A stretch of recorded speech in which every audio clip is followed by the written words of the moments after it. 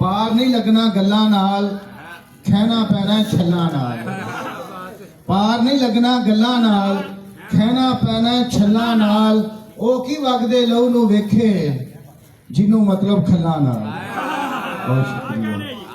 ओ की वगदे लहू नूं वेखे जिन्नू मतलब खल्लां नाल ते दो शेर हो तुहाडे सामने पेश करदा वां कि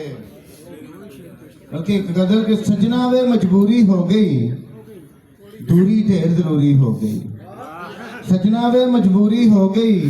दूरी ढेर जरूरी हो गई रोटी रज ना बाला खादी इन्नी घट मजदूरी हो गई